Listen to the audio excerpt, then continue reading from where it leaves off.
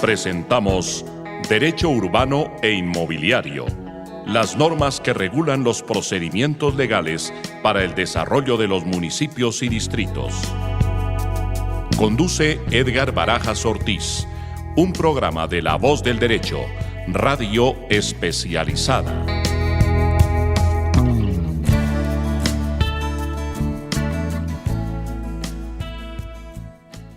Buen día, queridos radioescuchas. Hoy tenemos un programa especial que se va a llamar Diseño de Ciudad y Espacio Público para Todos. Tenemos una invitada de primer nivel.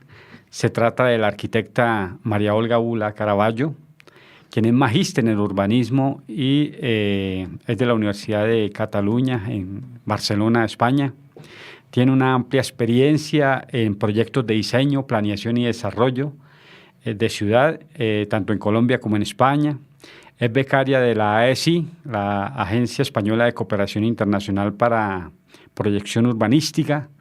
Tiene interventorías en materia de urbanismo y de espacio público y tiene una gran experiencia también en materia de planes maestros, en materia de planes parciales de renovación urbana, tanto en Colombia como en el exterior, y eso es muy importante para este programa nuestro. Y ha hecho diferentes escritos y publicaciones, en especial el libro de Latin American Cities and Happiness. Me disculpan mi inglés, ¿no? Mi inglés es medio santanderiano. Bienvenida, arquitecta María Olga Bula Caraballo, a nuestro programa. Muchas gracias.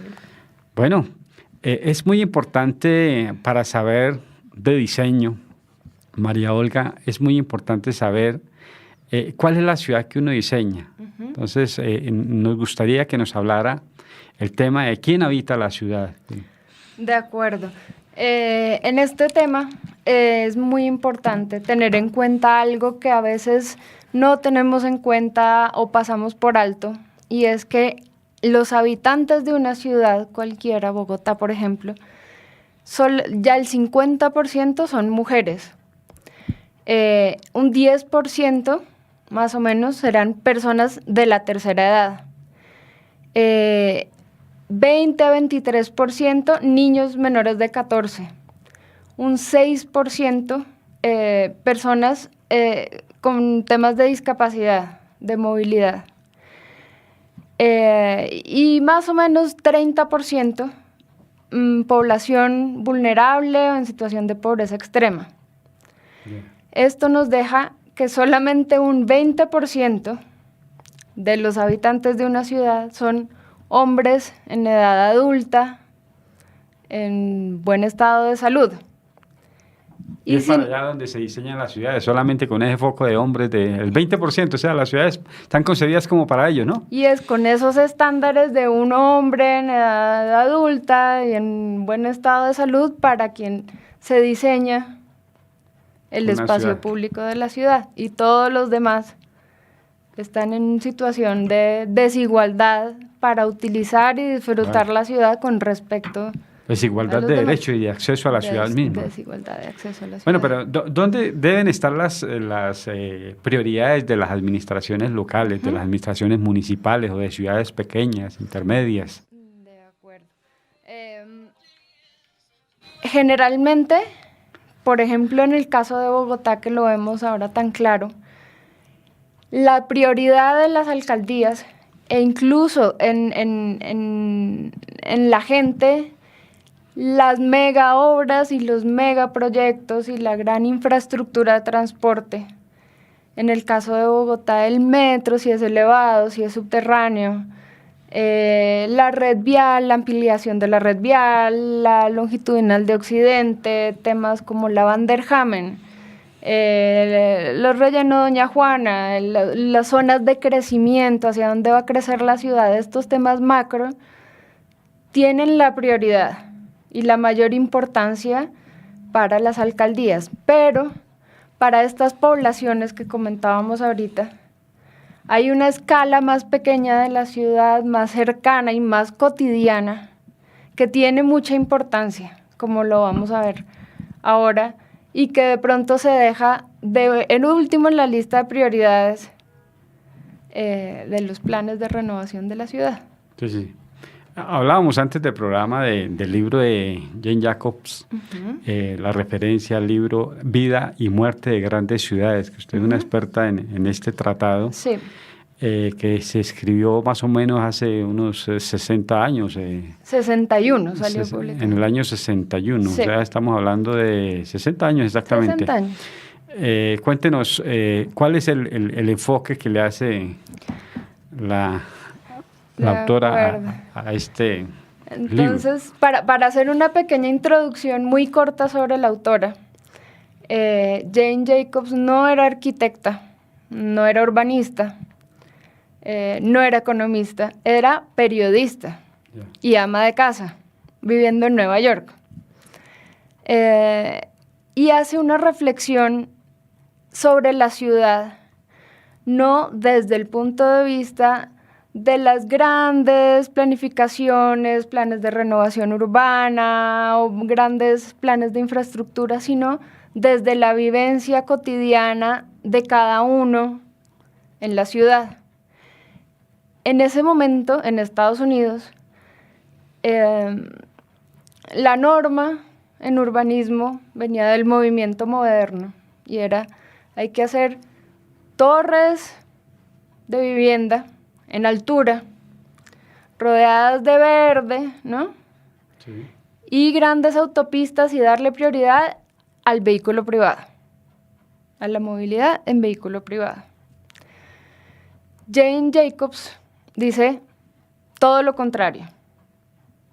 Dice, el espacio público debe ser usado intensivamente, tanto de día como de noche, tanto en los días de la semana como fin de semana, en todas las estaciones del año.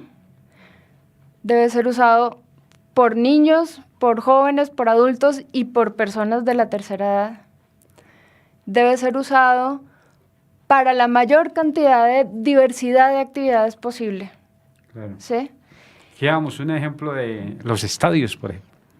Los estadios viven vacíos entre semana. Por Donde ejemplo. son equipamientos urbanos para hacer desfile de folclóricos, por ejemplo, ¿no? Exactamente. Algo diferente al fútbol, que se utiliza nada más los fines de Una semana. vez a la semana y en una tarde, ¿no? Y en 1 hora, 2 horas. 1 hora o 2 horas. Exacto. Entonces, la idea, y mire que se está pregonando desde los años 60, es que el uso público debe ser muy de uso intensivo, o sea, permanente. Exactamente. No es para que estén ahí los espacios vacíos, sino para el disfrute de los diferentes sectores de la ciudad, de los diferentes sectores sociales de la ciudad. Muy bueno eso. Exactamente. En ese sentido también lo que ella observaba era que además, entre más intensivo se hace el uso del espacio público, hay más seguridad, no menos, que era lo que se pensaba en el momento, ¿no? Entre más personas hay caminando en un andén o utilizando una plaza, un parque, más ojos hay viendo lo que pasa.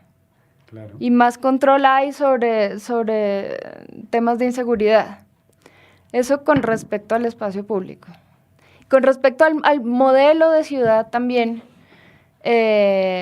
igualmente decía, lo que hace la ciudad y lo que hace más viva la ciudad es la densidad, ¿no? En el siglo pasado en Estados Unidos, toda la gente que pudo se fue a vivir al suburbio, Sí. a la casa independiente con su jardín, a la que solo se llega por vehículo privado, por autopista, lejos del centro de la ciudad. Claro. Ella decía, no, cada barrio tiene que ser autónomo y tener múltiples servicios, diversidad de comercios, diversidad Debe ser una centralidad. una centralidad en sí Exacto. misma. El tema de Exactamente. centralidad urbana es bien importante. Exactamente. Porque el centro de una ciudad hace que la ciudad se colapse en materia de movilidad, precisamente. Exactamente. Entonces, por eso es importante eso que se plantea y que se da, pero se da es más por necesidad que por planeación. Exactamente. Y resulta que para hacer el diseño de ciudad, pues hay que contemplarlo desde la premisa, desde pintar la ciudad, desde pintar el plano de ordenamiento territorial y ese crujir de repartir los usos y los equipamientos en diferentes zonas de la ciudad. De acuerdo. Muy importante. Sí. En el tema de inclusión de todos los grupos de personas, María Olga es experta en ese tema, sobre todo inclusión de género, inclusión de los grupos de LGBT.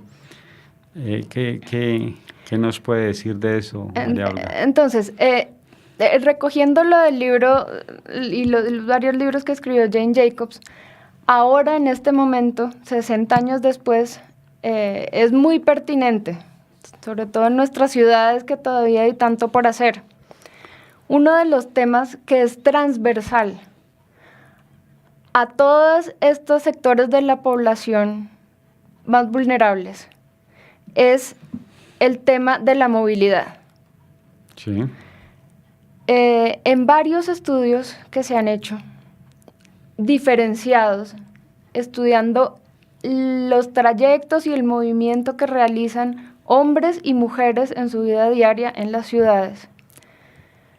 Lo que han dado de resultado los estudios es que los hombres generalmente tienen un movimiento pendular en sus días, digamos, de la semana, que es de la casa al trabajo y del trabajo a la casa, en el que siempre toman el mismo tipo de transporte, misma ruta, los mismos horarios y mismo trayecto de ida y vuelta. Para las mujeres, el trayecto no es pendular, sino que es en red. De manera que, por ejemplo, la mujer sale de casa con su niño pequeño a llevarlos al lugar de estudio o guardería. De allí se traslada a su lugar de trabajo. De ahí quizás tiene que en muchas ocasiones hacer una excepción, ir a llevar o a sus hijos o a los adultos mayores que están a su cargo, que eso Claro. casi siempre recae en las mujeres, a la cita médica o a cualquier vuelta. De allí a Gestiones que no son valoradas por los hombres. gestiones que toman tiempo y trayectos en diferentes tipos de transporte, ¿no? De allí al supermercado, a donde compra sus alimentos y de ahí a la casa. Entonces, esos trayectos son mucho más complejos, Claro. toman más tiempo, tienen necesidades distintas.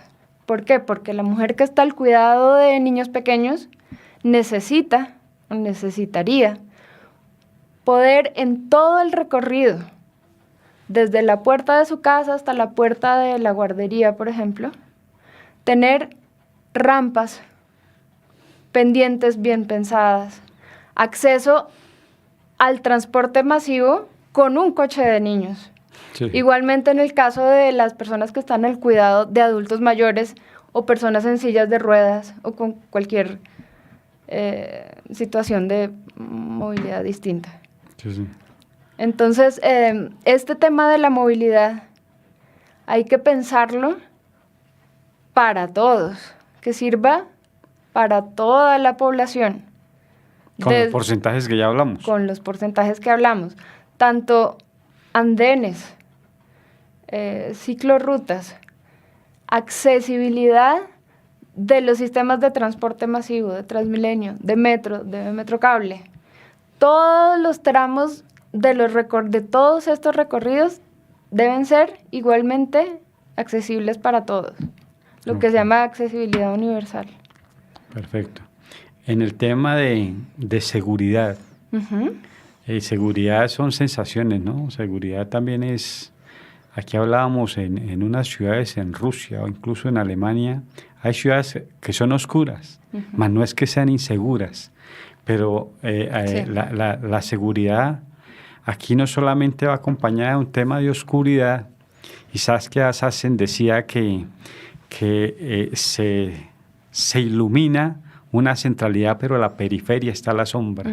Y esa periferia hay cordones como tal de inseguridad, ¿Qué opinión tiene al hacer diseño de ciudad María Claro. Olga sobre ese tema? Claro, ese tema es clave, en especial en nuestras ciudades. ¿Por qué? Porque el derecho y el disfrute de la ciudad no es lo mismo si uno es un hombre que puede decir, yo salgo de día, de noche o a la hora que necesite salir sin tener tanta precaución, a los demás grupos de personas, mujeres, niños, que dicen, no, yo puedo salir hasta tal hora. O el uso de este parque, plaza, equipamiento, Sí. lo tengo que restringir a ciertos horarios. Claro. O el recorrido desde el portal de Transmilenio hasta mi casa, Sí. ¿sí? No lo puedo hacer por la ruta más corta, sino que tengo que irme por donde me sienta más segura. Claro. Todo eso genera Costos. en tiempo y Costos. bueno, Y no acceso al bienestar. disfrute de la misma ciudad como tal. y no acceso al disfrute. Hay unos ejemplos, como es el tema en París de la campaña que hubo anticoso en el metro o los planes que hubo de puntos violetas en Madrid. Cuéntenos un De poco acuerdo. cómo operaba eso. Estos son ejemplos de buenas prácticas que se han implementado en otras ciudades con muy buenos resultados. El de París, sobre todo contra el acoso machista en el metro. Entonces, la campaña inició utilizando los espacios de publicidad que tiene en las estaciones de metro y dentro de los vagones de metro, Sí. en donde se veían lobos salvajes persiguiendo a su presa, ¿no? Un poco para decir, así es como se siente una mujer, Claro. así es como se percibe la inseguridad en el transporte público. Es como decías, como iluminar algo que está oscuro y que de pronto no está tan conscientemente en la mente de todos, pero al ponerlo tan públicamente, pues se empieza a hacer conciencia, ¿no? Claro. El caso de Madrid también muy interesante y siempre son como proyectos muy sencillos, de muy bajo Más de costo. cultura que de costo. Más de cultura que de una gran inversión, pero sí con altos beneficios para la población en general. Finalmente, todo lo que se implementa en urbanismo con enfoque de género, en urbanismo con enfoque hacia la ciudad para los niños, la ciudad para el adulto mayor, al final benefician a toda la población. Los beneficios son para todos, pero Sí. se dan desde ese enfoque de género. En Madrid se instalaron los puntos violeta en eventos multitudinarios en el espacio público como conciertos, desfiles, ferias, en donde finalmente hay mucha gente concentrada en un espacio público, de pronto hay licor, se alarga la fiesta y tal. Estos puntos de atención a las mujeres es cualquier persona, mujer, que se sienta amenazada o que se sienta que hay alguien persiguiéndola. O que se sienta ya mareada porque a lo Que se mejor sienta consumió... mareada, o que perdió su billetera o en cualquier situación de vulnerabilidad, ahí tenían Acude a un punto. acude a un punto físico bueno. en donde puede tener, digamos, auxilio. Son cosas muy sencillas que... había otro tema, digamos, de estos muy fáciles de implementar con respecto a la movilidad. Ya. En varias ciudades se dieron cuenta que había grandes sectores de la ciudad, digamos, limitados por autopistas o por avenidas de 6 o 8 carriles. Sí. La población de la tercera edad de estos sectores se quedó encerrada dentro de estos límites de las autopistas. ¿Por qué? Porque los tiempos de los semáforos para cruzar al otro lado de esta autopista o de esta avenida No alcanzan. no alcanzan. Claro. Entonces, simplemente con cambiar estos tiempos y recalcular el sistema de semáforos, pues ya, digamos, podían salir de su encierro un gran grupo de personas que se había quedado encerrada entre sus 4 avenidas. Son cosas muy sencillas que es más de pensar en los demás. Y otra cosa muy importante, ya lo mencionaste aquí en el programa, es el tema de los equipamientos, pero no los grandes equipamientos que en una ciudad grande vuelcan a la gente a unas centralidades lejanas de su barrio, de su cotidianidad. Se necesitan unos equipamientos colectivos, tanto de recreación como deportivos en los mismos sectores o de centralidades que podríamos llamar. Claro, en una ciudad tan grande como Bogotá, con unas distancias tan grandes y un sistema de transporte colapsado, es muy importante a la escala del barrio, a la escala más cercana de cada habitante de la ciudad, que cada sector tenga acceso a equipamientos de salud, educativos, recreativos, deportivos, a todos los servicios, digamos, comerciales también. De manera que estos trayectos de un extremo al otro de la ciudad para ir a una cita del pediatra o para sacar un documento en el Supercade o para hacer cualquier trámite, se limiten a su sector y las personas puedan caminar más o tomar transportes alternativos, bicicleta, patineta, hacer este tipo de cosas que son de la vida diaria, ¿no? Y descongestionar así en la escala macro de las ciudades. Lo importante es como ver cómo desde la escala más pequeña se puede incidir también en la escala macro de la ciudad, ¿no? No solamente pensar, bueno, primero hay que resolver el metro, la congestión vial y estos temas macros, sino que desde la misma comunidad y desde la escala pequeña se puede también incidir positivamente. Además, como se deben hacer los planes de ordenamiento territorial, con la participación allá del ciudadano. Claro. No hablarles ni en francés, ni en inglés, ni en chino, sino hablarles con las necesidades básicas que ellos tienen. Y preguntarles. Con el modus vivendi de ellos. Hay una cosa aquí que es el tema de lo que pasó en Rumania o lo que pasó en Venecia sobre el tema de los proyectos de familia de Venecia. Si nos cuenta un poco de eso. En Rumania hicieron un proyecto integral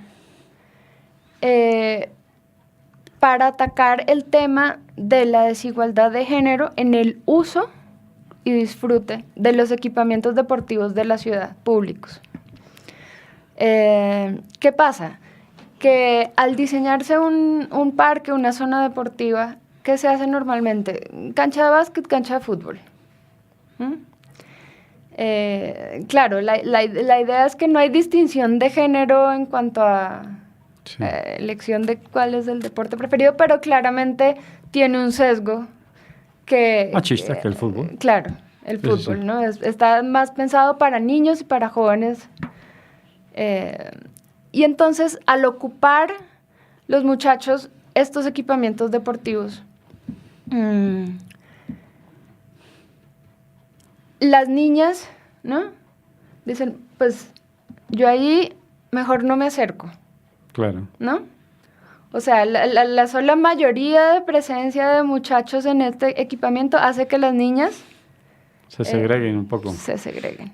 Y esto hace como una bola de nieve y terminan siendo los equipamientos usados solamente por los muchachos. Claro. Entonces el proyecto estaba encaminado a eso. Varias cosas hicieron. Bueno, uno, pensar cómo se puede, desde el diseño del espacio público, diseñar pensando en las niñas también. Claro. ¿Qué quieren? De pronto es combinar cancha de fútbol, pero también una cancha de voleibol. Combinar cancha de básquet, pero también aparatos para hacer ejercicios tipo gimnasio, pero al aire libre. Y en los equipamientos cerrados, porque allí por el clima también pues hay muchos que son, por ejemplo, piscinas cubiertas, gimnasios cubiertos, o sea, equipamientos ya no en el espacio público, sino en edificación. Se designaron horarios exclusivamente para las mujeres. Qué bueno. Por ejemplo, un día a la semana, este espacio es solamente para las mujeres. También en la publicidad que se le hace al equipamiento, normalmente que salir un par de muchachos, un grupo de muchachos jugando fútbol, Claro. ¿no? En este caso, de pronto, entonces cambiaron por un grupo de niñas montando patines, ¿no? Aquí lo único que se ve es esto, en cuanto a la publicidad del equipamiento, es en las advertencias. Ojo, no lo use porque está obsoleto o es riesgoso. Son unos Exacto. avisos de peligro. Exacto. Pero es muy importante hablar en este momento de eso. O sea, no basta con el equipamiento, sino el mantenimiento Claro. de esos Claro, equipamientos claro, urbanos, deportivos, de recreación. Claro. Esas zonas de disfrute de la ciudad, de acceso a otras alternativas de pensamiento. Claro. Y hay una cosa que usted maneja muy bien, es el tema de los microurbanismos, el tema de la acupuntura urbana y el tema de la placemaking y Sí. la renovación urbana como tal. Ajá. Enséñenos un poquito para la audiencia Claro. esos términos que son bien interesantes desde el punto de vista de diseño, ¿no? Estos términos, digamos que tienen muchos puntos en común, ¿no? Microurbanismo, acupuntura urbana, siempre se refieren a la escala más pequeña, ¿no? ¿Qué pasa? Por ejemplo, en cualquier barrio de la ciudad, un parque que está degradado, que los juegos de niños están oxidados, que entonces ya los niños no usan, y no se le hace mantenimiento a la parte vegetal, empieza a caer como en degradación. ¿Qué pasa? Que ahí es cuando de repente vienen bandas de criminales y se toman el parque. Claro. O de repente... Los jíbaros. Jíbaros. O de repente el perímetro, ¿no?, del parque se vuelve una zona donde siempre están atracando a los vecinos, Claro. ¿no? O se vuelve el lugar donde todos los que necesitan van a echar la basura, los escombros que no tienen dónde echar. Entonces, de esta manera se van degradando puntos de la ciudad, pero ¿qué pasa? Que los planes de la alcaldía, ¿no?, de la ciudad están más enfocados a, por ejemplo, se va a renovar todos los andenes de la avenida tal, ¿no?, desde la calle tal hasta la calle tal, en un gran plan de renovación urbana, Sí. ¿no? Que está muy bien, es necesario, la ciudad lo necesita.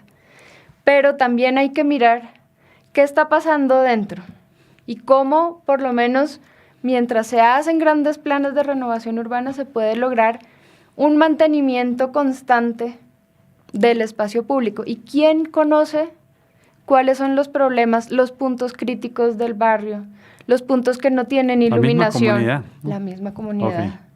Entonces ahí es importante ver cuáles son los canales de acción y de comunicación entre las comunidades y la administración para poder gestionar esto de alguna manera más ágil y más pronta, ¿no? Más inmediata, que eso es lo que afecta la vida diaria de las personas, la vida cotidiana, el bienestar Sí, y el sí. disfrute de la ciudad. Ahí la holandesa Sascha Sassen nos habla también del tema de gentrificación, o sea, la expulsión por el tema económico. O sea, los grandes grupos económicos invaden pues el equipamiento o los diferentes edificios de los centros de la ciudad, Sí. se lo toman y ¿qué hace la comunidad? Pues se va para la periferia, Claro. una gentrificación ahí. Háblenos un poco cómo se puede prever un poco eso. Ese tema es muy importante porque, claro, en principio, cualquier plan de renovación urbana o de regeneración urbana o de revitalización urbana, en principio es positivo para el sector y para la ciudad, pero al haber una presión inmobiliaria y una especulación inmobiliaria sobre ciertas zonas, que de pronto están transformándose, los habitantes originales terminan siendo expulsados. Ya. O sea que esta renovación urbana lo que está haciendo es destruir el tejido social, los negocios consolidados, las comunidades de vecinos de años formadas, y terminan los habitantes más vulnerables siendo expulsados todavía más a la periferia para tener más tiempo de trayecto entre su lugar de residencia al lugar de trabajo, menos calidad de vida. Entonces, esto es importante para tener en cuenta en los planes de renovación urbana. Hay un ejemplo en Seúl, en donde la comunidad empezó a percibir que los desarrolladores inmobiliarios estaban en un barrio muy tradicional de la ciudad. Estaban ya como con los ojos puestos en este sector para empezar a desarrollar vivienda en altura, de mucho más valor, y ellos iban a terminar siendo expulsados. Entonces ahí viene la importancia de las organizaciones comunitarias. Estas personas se reunieron para decir cómo vamos a hacer para podernos quedar en nuestro hogar. Me gustaría entonces, ahí hablar ya por último el tema de las tecnologías para manejar lo que se llama apropiación de ciudad. Esto es muy interesante porque también, como los otros ejemplos que hemos visto, las nuevas tecnologías no necesitan una gran infraestructura, una gran inversión.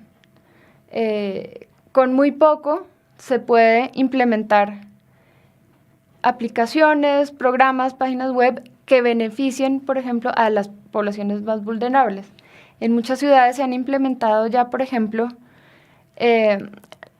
lo que se llama crowd mapping, o sea, mapeo colectivo, con la misma tecnología que se hace, por ejemplo, el Waze para manejo del tráfico. Pero, por ejemplo, para las personas LGTBI, ¿sí?, en determinada ciudad, con una aplicación de mapeo, importantísimo, se empiezan a ver, mire, en esta zona es probable que usted vaya y sea atacado o sufra de algún tipo de violencia. En esta zona puede encontrar un punto seguro para descansar, situación, para comer o para cualquier cosa. Igualmente, lo mismo hay en temas de accesibilidad para personas con, por ejemplo, en silla de ruedas, el mapeo de la ciudad, pero para sus necesidades, ¿no? Como si usted toma esta ruta, se va a encontrar con que no hay rampas, con que el andén está roto y con que le va a tocar devolverse y tomar otra ruta. En cambio, con esta información que las mismas personas van metiendo en las aplicaciones, ya esta persona puede decir, planeo mi ruta, me puedo ir por esta vía y por la otra y no voy a tener problemas. Excelente. Eso es muy interesante. Pues agradecemos a María Olga Bula esos aportes al programa de Derecho Urbano e Inmobiliario, sobre todo que son decisiones políticas de bajo costo, pero con mucho impacto a nivel de rendimiento y productividad social. Eso es lo más importante. Y a todos los oyentes, mil gracias por escucharnos. Gracias, María Olga. Gracias, Edgar. Esté muy bien. Mucho hasta luego gusto. Y hasta pronto en un nuevo programa. Gracias. Han escuchado Derecho Urbano e Inmobiliario, las normas que regulan los procedimientos legales para el desarrollo de los municipios y distritos. Condujo Edgar Barajas Ortiz, un programa de La Voz del Derecho, radio especializada.